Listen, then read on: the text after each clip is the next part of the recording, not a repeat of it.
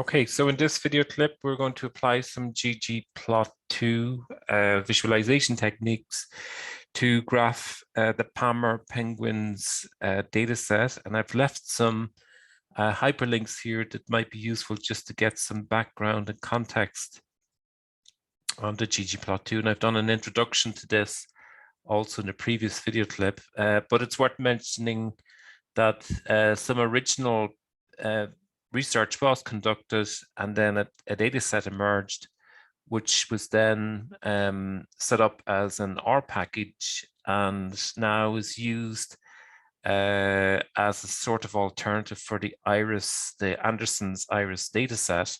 So we're going to take a look at the data and we're going to set it up in the Colab here. So we're going to use Google Colab, and we're going to run some R code by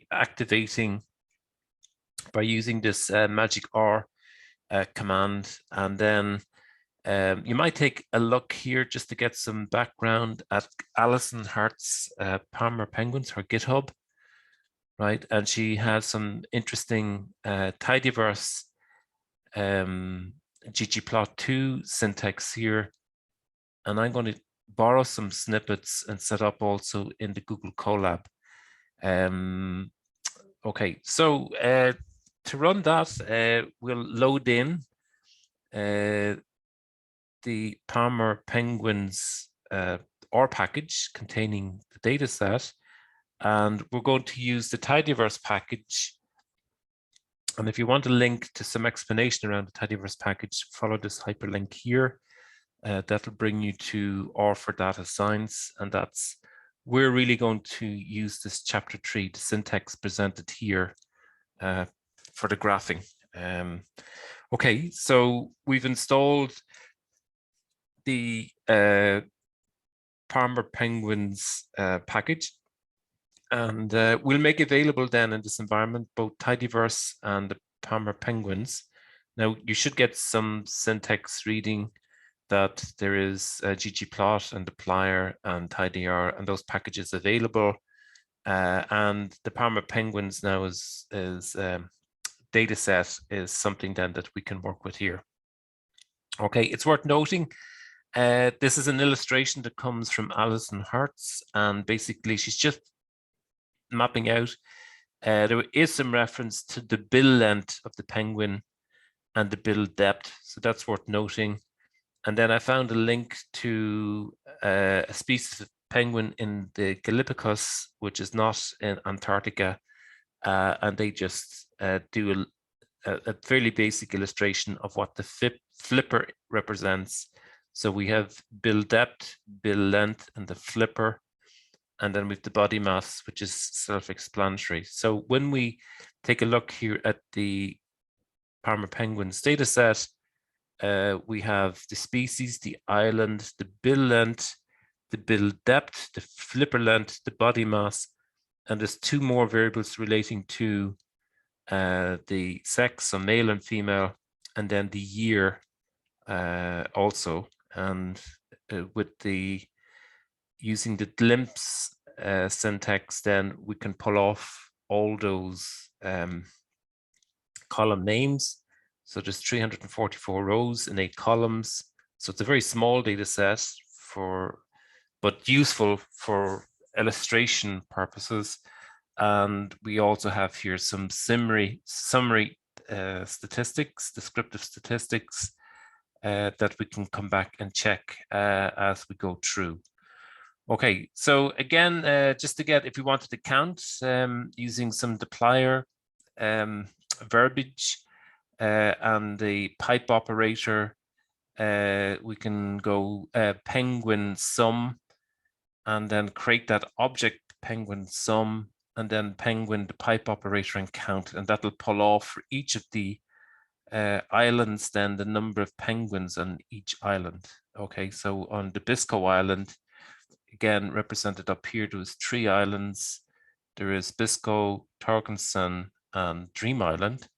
And then we can count the number of penguins on each of those islands using that dplyr syntax. Okay. Now, as a reference, the ggplot2 syntax It's chapter 3, right? The syntax here in chapter 3 is what we're going to use. And if you want some further examples, this is quite a useful, this chapter 6 here from our software handbook is I found useful for additional scoping out of the commands, and then Alison's own GitHub as well is not a bad place also to start. Not a definitive or exhaustive, but some very nice examples developed for the palmerpenguins dataset.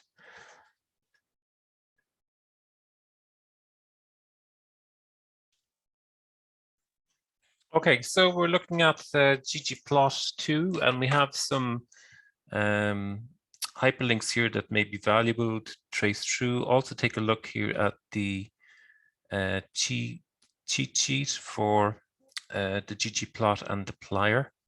Okay, and we'll make use of those as we go through. So first of all, we're going to take a look at the geom. The geom denotes geometries. So basically, the type of plotting approach that we're going to use, and geom basically is the ggplot2 syntax that we apply for creating a bar chart. So we're going to in this instance, to map our penguin dataset, it's the ggplot, the dataset, and then on the horizontal axis, we have the island. So basically, we're just counting the number of penguins on each of the islands.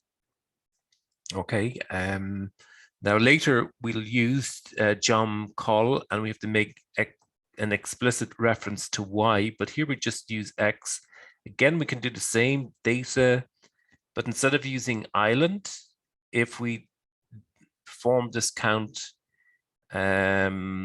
using the species, then we change the graph so that we count the number of species. Okay, so this is, if you like, sort of one-dimensional type visualization, and we're looking at the head count of penguins in each island, and then the same exercise, but now we're looking at each species and then the number of penguins in each case. Okay, now if we want to make more explicitly reference a y-axis, here we can use geom call, and there's probably worth noting there's two types of bar charts: geom bar, geom call. Geom bar makes the height of the bar proportional to the number of cases in each group, or if the weight aesthetic is applied, the sum of the weights. If you want the heights of the bars to represent the values in the data, then use geom call. In other words, if we use geom call, we should supply a y value. So here, again, using the pipe operator, take the penguin data set, group by species, and then summarize and count.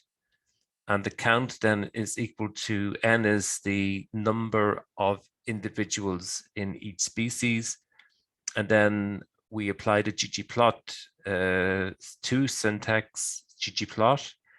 The aesthetic is on the x-axis, we have the species. On the y-axis, we have the count. And then the geom call, we can also supply a text, so we get some labeling, and the labels that we introduce here is just a number. So the label is equal to the count that we worked out, that we estimated here.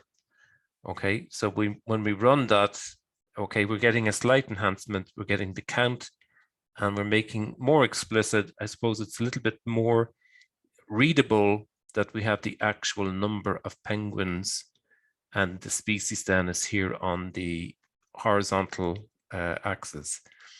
Okay, now we can go a little bit better. We can introduce fill. So sometimes it's useful, rather than have two graphs, perhaps we could get a sense of in the one graph, maybe present these two bits of data. So not only the number of penguins in each island, but also the species.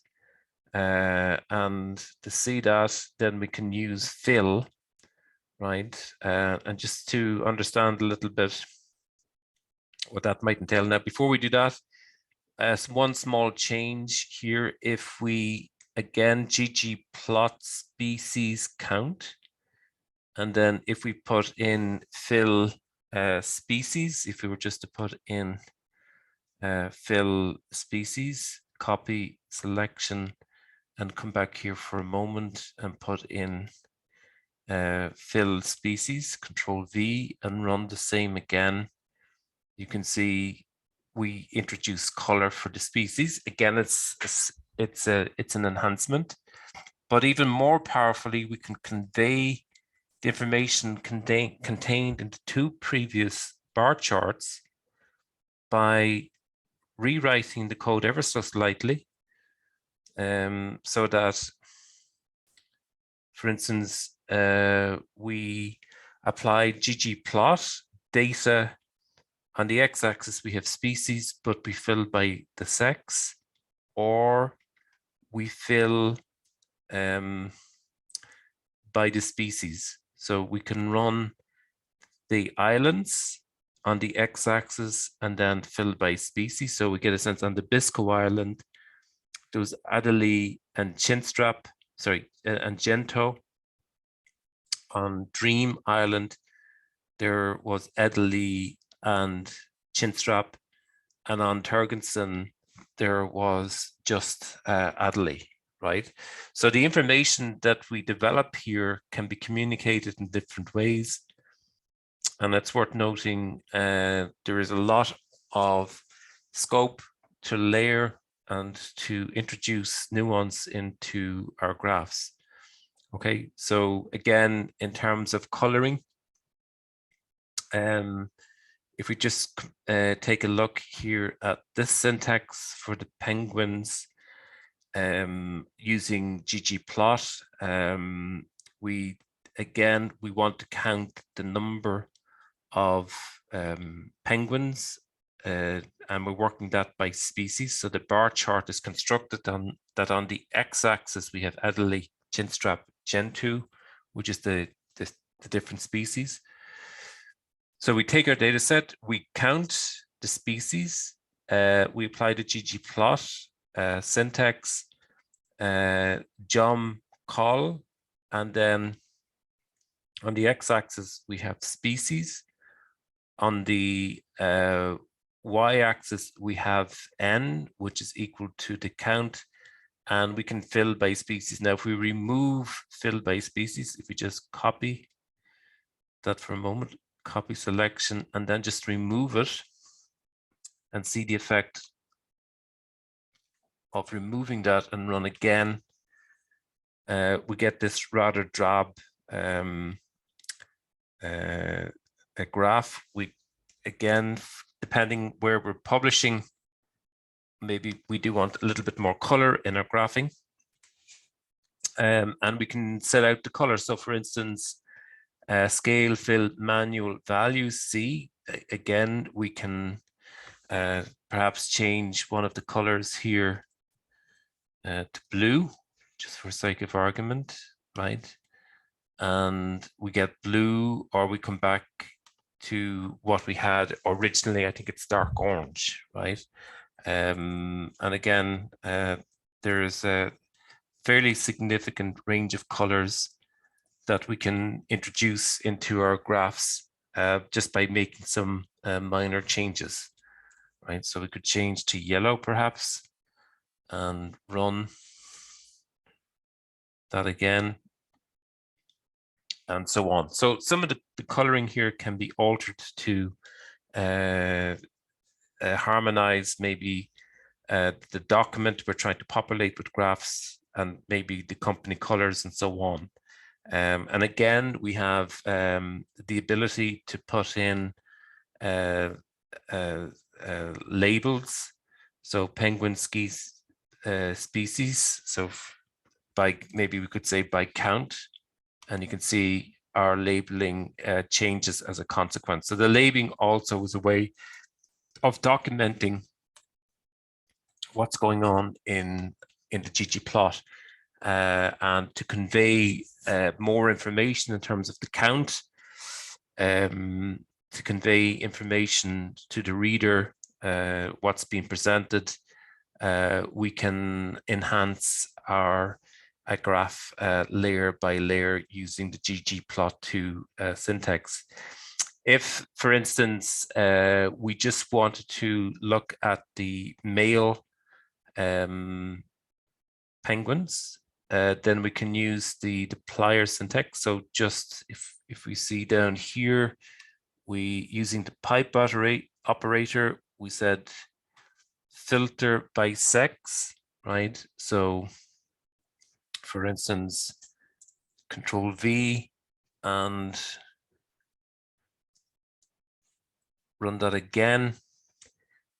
And now we have 73 instead of the 152 before, and we're just looking at the males. Okay, so interwoven into the ggplot2 syntax, we can put in the standard dplyr syntax, which allows us to perform data manipulation. Now we can comment that out, run it again, and we revert back to the old graph. And if we want the colors to remain the same, right, we could change the yellow back to red. Okay, and it'll adjust back to where we had started. Okay, so there's a lot of scope here for changing the labeling, for altering the colors, for applying some data transformation. So we're not maybe trying to find the entire penguin population, perhaps it's some subset, and dplyr then opens up the possibility to produce a lot more nuance in terms of our visualization. Okay, so we had this before, nothing changed here. Now, using geom bar and fill, that's the scope to segment can be very impactful. So for instance, here we have the different species by count. And for instance, if we didn't have fill and sex, so if I just copy that selection, maybe I will delete that segment out. If we remove the fill here and just run that snippet of code, again, we've a sort of quite a bland diagram, but still very useful.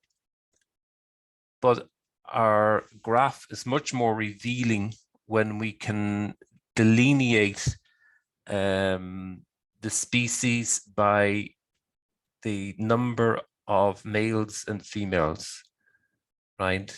And again, we could also just very simply put in here island, right? And when we run that, you can see we're getting a similar construction we have, but this time we're looking at the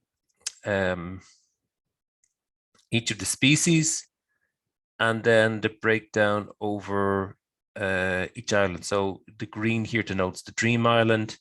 Bisco denotes is denoted by the red, and then red again. So the Gen2, right, would appear to be here on Bisco Island and the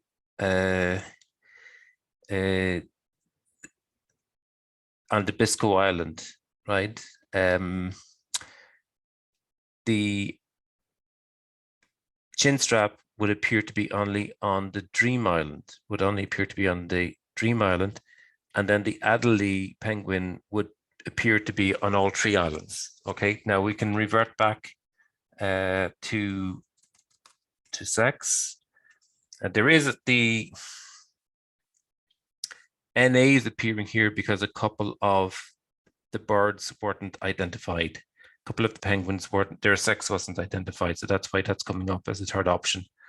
But we're assuming either male or female, right, for the bulk. And then the third option here is just some missing observations in our data set. Again, if we use the geom call, we have to explicitly provide for the count. So on the y-axis, what's there? On the x-axis, we've seen this before. Geom bar of penguins by island broken down by sex. And again, on the Biscoe Island, we have more penguins than on Dream than on Turkenson. Okay, and then we can change from sex to species. We get the following construction, which we've seen before. And that again is a way of layering our visualizations so that we can easily pull out different combinations and permutations of where the birds are, what their sex is, and what are the numbers on each island. Okay, now in a sense, what we have here with the bar chart is a continuous variable mapped against a discrete. So we have a continuous in terms of numbers of penguins against discrete variables which segment the penguin population by island or by species and sex. In a geom point chart or a scatter graph, right, scatter plot, we're comparing two continuous variables. Okay, so at a very basic level, if we run geom point here using the syntax, we have an x-axis, so the bill length,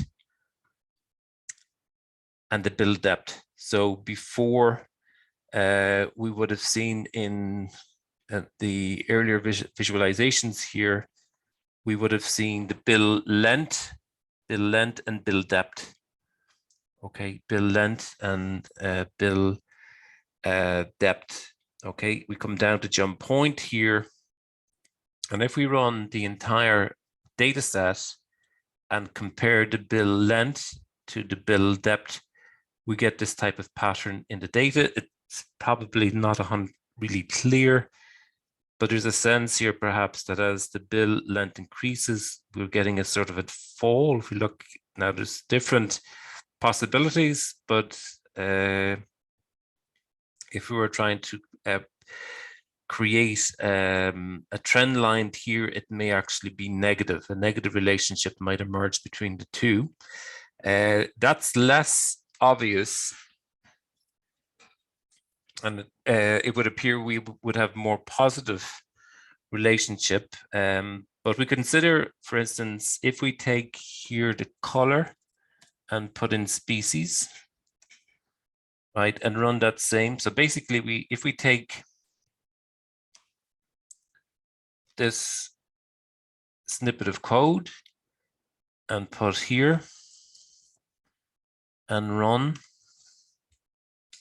Now, what we have is the population, the scatter graph, broken down by species. And we see a distinct pattern, some distinct patterns here in the clustering. And now it would appear there's a fairly evident, stronger pattern of a positive relationship between the bill length in millimeters and bill depth. So the longer the bill, the deeper the bill of the penguin. That would seem clear here once we're able to segment. So without introducing this, right, that's not at all clear.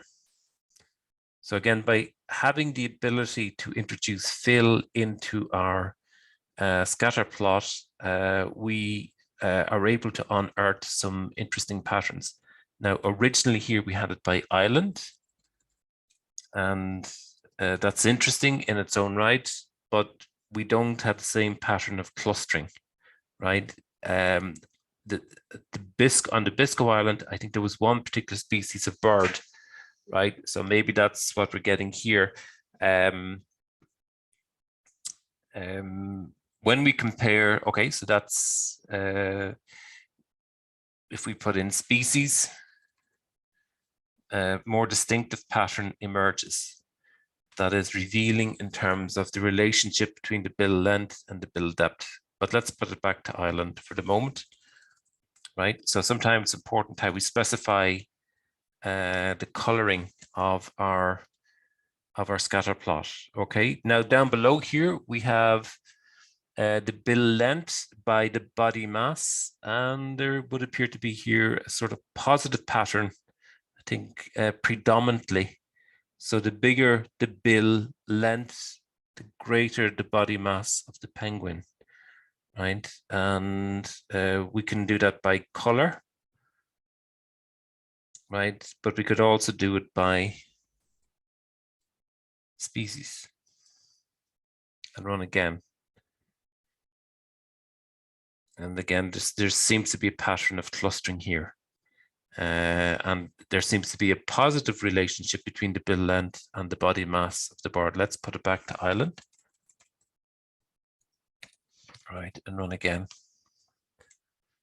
Okay, now facet wrapping is, and facet wrap and facet grid are part of the plier verbiage and the ggplot verbs or grammar. And the facet wrap allows us to separate different aspects or build separate graphs where certain features are shared by the penguin. So for instance, we want to look at the penguin in terms of male and then break it down by its species. So we have female Adelie, male Adelie, female chinstrap, male chinstrap, female gentoo, male gentoo. And then we had both the NA, right? And again, that's a powerful way. Now, we possibly could enhance that graph by putting in color. We do have facet grid here, but we could put in maybe color and the sex of the animal, right? So for instance, if we layer in here, we get color, sex, yeah, female and male. Okay, so that's one way of looking at the animal. Maybe we could put in island. Right now, by putting in sex, obviously the color conforms with the sex. So female, male, and then NA.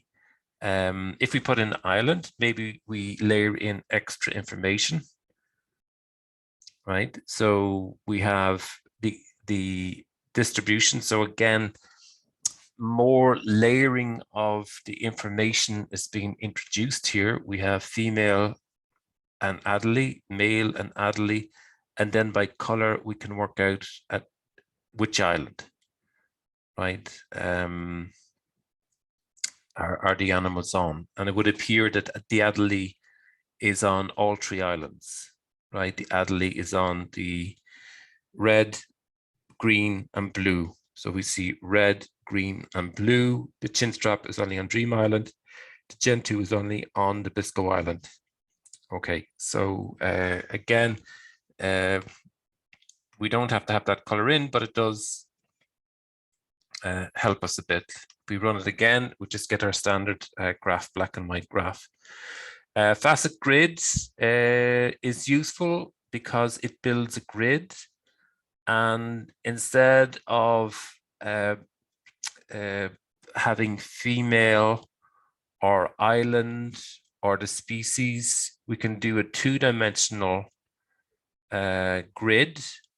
So basically we have here the species, and then here we have the sex, and then we've colored by sex also. So we could do, for instance, instead of doing female, male, NA, we could perhaps do this by island, right? So we'll just change the reference. So we change the grid here. So instead of having female, male, we could have the island, and then we're capturing the female and male here anyway by the coloring. We have introduced the color here. Let's run that. Okay, so what do we see? Well, we have Adderley, Ginstrap, Gen 2, and then each island, Biscoe, Dream, and Turgensen. And then on the horizontal axis, the bill length, the vertical axis, bill depth. That's the depth of the beak, if you like, and the length of the beak. There was no chin strap on Turgensen. There was no Gen 2 on Turgensen. There was no Gen 2 on Dream Island. There's no chin strap on Biscoe Island. Adderley was on all 3 islands, and it would appear where the males are identified, they seem to be bigger than their analog. So the Adelaide male is bigger than the female. And all 3 islands, it would appear the chin strap male seems to be generally bigger than the female, and the Gen 2 male would appear to be always bigger than the Gen 2 female. And again, we're getting that from the facet wrap here. We're using jump point, which is for the scatter graph. We're not using facet wrap, we're using facet grid, and then the theme is black and white, but don't have to have a black and white theme. We could have a grid, a gray scale in the background that may be more aesthetic. Some people prefer black and white type of aesthetic.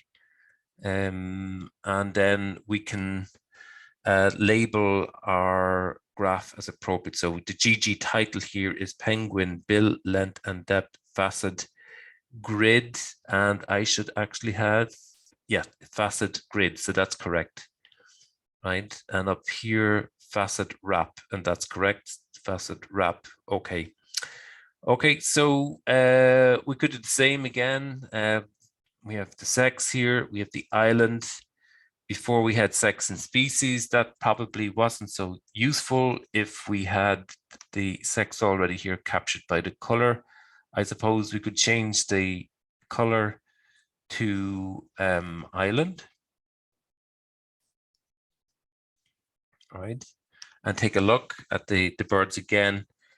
And again, that's okay, but possibly not as clear, right? So the other construction, I think, makes more sense when we put in color equal to sex and then run the facet grid with island related to the species. And again, we might try leave out the theme, black and white. That offers maybe a more revealing picture, right? That we can see the 3 different species compared directly for the 3 islands. We can see where chinstrap is not on the Biscoe Island, not on Turgensen Island. Gen 2 is not on Dream Island, not on Turgensen Island. Females typically smaller than their male partners or male analogs. Okay, can run this code again, and I just made some minor. Yeah, that's the same basic graph, except we now have put in the body mass, so as opposed to the bill depth, comparing the bill length, the bill against bill depth. We're now comparing bill length against the body mass of the animals. And again, the pattern would appear there's a positive relationship between the bill length and the body mass, positive relationship between the bill length and the bill depth. Okay, so these are things that we can observe very visually in a very impactful way using ggplots. Okay, another permutation here would be to examine the bill length against the flipper length, and there would appear to be a positive relationship, right? So we have looked at the bill length against the bill depth, bill length against the body mass, and bill length against the flipper length. And in each instance, there would appear to be a positive relationship, males generally bigger than females, and we have the facet grid for the different species and different islands.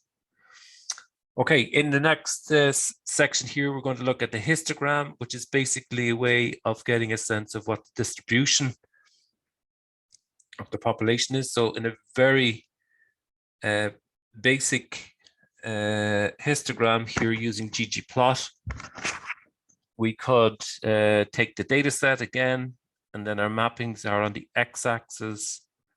We're looking at the distribution of the body mass, and then a basic count, right? Using geom histogram. And it's fairly clear that there's a bit of skew here. Most animals, the highest frequency is when the body mass is 3,500 grams to 3,000, maybe 4,000 grams. And then there is a tapering off of the body mass. Again, we could improve the graph if we could maybe consider different bandwidth. So the default bandwidth is 30, but we could make that explicit by going to 200. Let's run that. And you see we get the bandwidth is narrow here and wider here. Okay, and again, maybe it would be of interest here to consider different species and run a similar type of graph again, but allow for some coloring to represent the different species and the distribution of the body mass for the different species. And again, that's quite interesting. So Gen 2 would appear to be the biggest. Adelie would be more weighted as a smaller animal, and then chinstrap maybe also a bit smaller. But the Gen 2 stand out as being typically bigger, right? Okay, and again, we could do the same for flipper length, and the Gen 2 still seems to be bigger. Maybe a more convenient way of representing the distribution is to use a box plot. And typically we're using a geom box plot. Now, to explain a little bit what's contained in a box plot, we might have a distribution of different data points. Then if we represent those as a histogram, admittedly rotated, here we might get we might be able to represent the skew looking like this. This perhaps is something like outliers in a population. The bulk of the, let's say if it was body mass, is here in this region, and then a bit of tapering off and skewing. And then when we look at the distribution represented as the box plot, we have the median value at the 50th percentile. The 25th percentile is here, so that we can see, yes, the bulk of the population is in the interquartile range, with the median here not exactly in the center. So we can say that there is skew in our population. And then we find that the interquartile range, if we multiply that by 1.5, when we exceed that, that's the outliers. We have discovered the outliers here in the parent population, if you like. And then that point within the 1.5 times the interquartile range, going from the 75th percentile, is here. So this point here within the, that's not an outlier, that's where this whisker stretches to. to the equivalent at this point. All these lower values are within 1.5 times the interquartile range. So there's no outliers below here. So it would appear here we have a sort of positive skew in our population. And there are very high values, but they are quite exceptional. And we consider them as being outliers. Okay, now to run that in ggplot, it takes no more than just identifying the data, mapping, and then using the Boxplot, open parenthesis, close parenthesis. Of course, you might want to do this that takes account of the different species, right? Or maybe the different islands. So in this case, on the same body mass distribution, we're going to examine, but then consider the animals by island, right? Okay, so let's run that. And then we might change it to species. And run like that. And we find that the Gen2 is way bigger than the chin strap. Chin strap and the underlie maybe same median value for body mass, but the Gen2 is bigger. We could, of course, do male and female. So put in sex here and run that again. And okay, we've made, yeah, I should have put in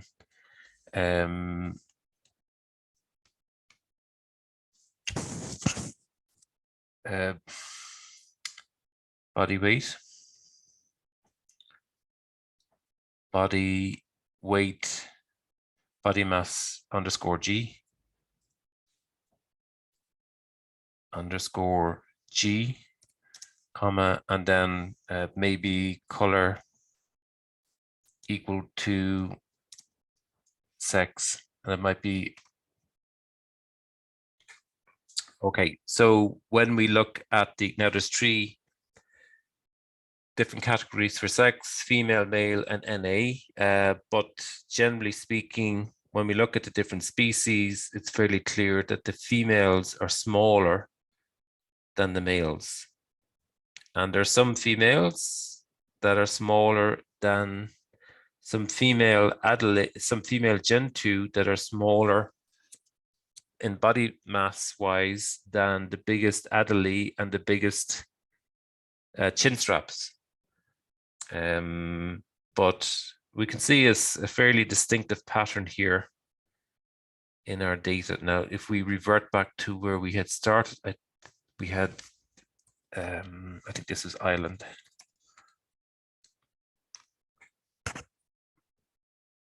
Or none at all. We didn't have this. Okay, for the different islands, but we can, of course, for the different sex by island, and then, of course, different species, right? So X species, and here we have the different islands. Okay. All right, now if you wanted to just get some kind of output to look at the missing values, we could go use str.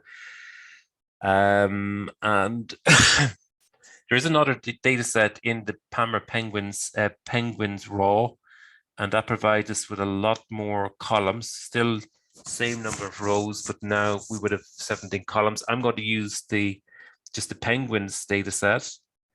And we can take a look at the missing values for sex. So there's 11 sex penguins whose sex can't be accounted for, 2 who we don't know the flipper length or the body mass, 2 we don't know the bill length or the bill depth. Okay. Taking a look again then at Scatterplot, we apply the ggplot2 syntax. We identify the data. On the x-axis is the flipper length. On the y-axis we have the body mass. Then we're going to color by species. Now you could do it by perhaps island.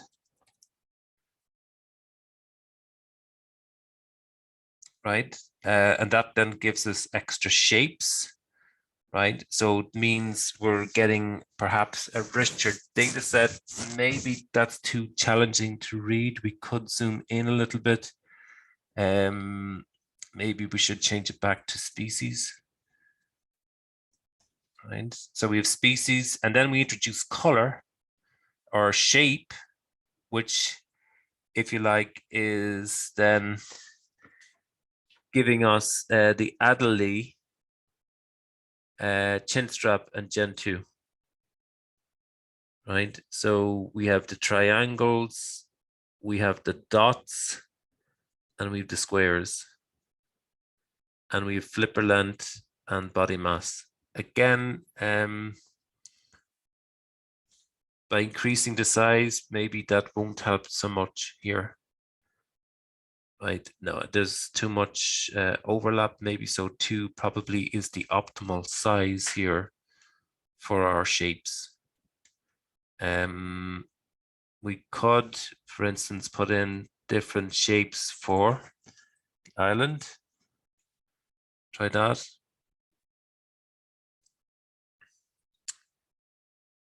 I'm not sure if that helps completely.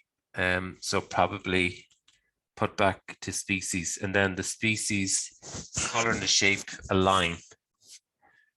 It's still telling a very interesting story. We can see the patterns of clustering.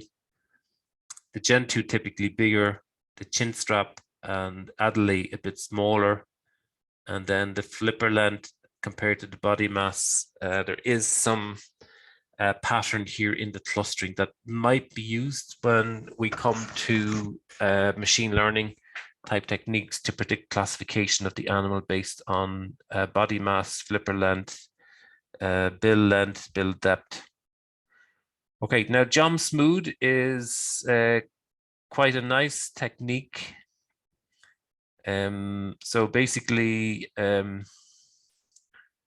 if we had run, let's just take a look at this for a moment. Okay, so by putting in Jumpsmood, we're able to put a trend line through our ggplot. If we leave out Jumpsmood, right, we have our bland graph. Okay, now if we were trying to decipher, delineate the relationship between bill length and bill depth, then possibly, right, and this is what we're finding here with the Jumpsmood using linear OLS, the trend line is negative. Now we can look at the standard error by putting in true, that to create a confidence interval, and it still would appear negative, right, regardless. So it's not that. So basically, in getting the trend line here, we're probably getting a bit of a false read, and we need to be sensitive to the species. So it's not quite true. For the entire population, bill lengths would appear to have a negative relationship with bill depth. And we could do a scatter graph. I mean, we could do this explicitly. Now, we saw before when we applied coloring, we were able to discern that there's a positive relationship between both when we can identify the penguins by species. Okay, but if we ran the regression, let's say we take this again, data that we have, and we can run using basic R, core R. We can create a linear model, create an object. So where we regress the bill length on the bill depth. And then when we run that, we see that the intercept is 20. So that would be consistent with a 20 would appear. So we go back 40, 50, 40, 30, 20, 10, 0, somewhere up here, we'd probably close to 20 on the intercept, and then it has a shallow but negative slope on the coefficient. And if you summarize the model, if we summarize this object we created, we look at the standard errors and this t stats, yeah, we're well within, it's statistically different from 0. Okay, so it's using a regression analysis. We could be fairly confident that is the relationship between the different, between build length and build depth. But turns out when we break it down, and if we were to use that, we can do the same type of analysis using Scatterplot and abline, and just using basic plot syntax here. This is not ggplot. We're getting the same, if you like, this graph tallies with what we're getting here in tidyverse, right? Just basically the graph is complete. We're not truncating the graph here. We see the full graph. And yes, it would appear there's a negative relationship between the build length and build depth. However, if we segment each of the populations and run a separate regression or trend line for each of the different species, it's fairly clear there's a very positive relationship between build length and build depth. Okay, now we can reveal that using the ggplot syntax grammar. So again, the data set, same as before, and the jump point, same as before. But now this time we're running this method by species, right? And then we have scale, color, manual, dark orange, dark orchid, and cyan. Okay. Okay. Now that was also taken from Alison's website, so you might take a look there as well for more reference. Okay. We can put in shapes, and that's for now this time flipper length and bill length. And again, a slightly different construction, but fairly clear. There's a positive relationship. And we can do different shapes here, more labeling. And you can see here we have the title, but then we have the subtitle, which is in smaller lettering underneath. We have a color penguin island over here in the legends, and then the shape penguin species, right? So we have different shapes. So the color is equal to, we have penguin island, and the shapes where the legend is referred to as the penguin species, and the theme is minimal, and the alpha is 0.8, and the size is 3. We can change the size perhaps to 2. That's what we had been using before. 3 is not bad. Run again. Okay, and you can see ggplot can provide us, produce here a professional industry industry level of visualization. Okay, so that's a range of different visualizations using the ggplot2.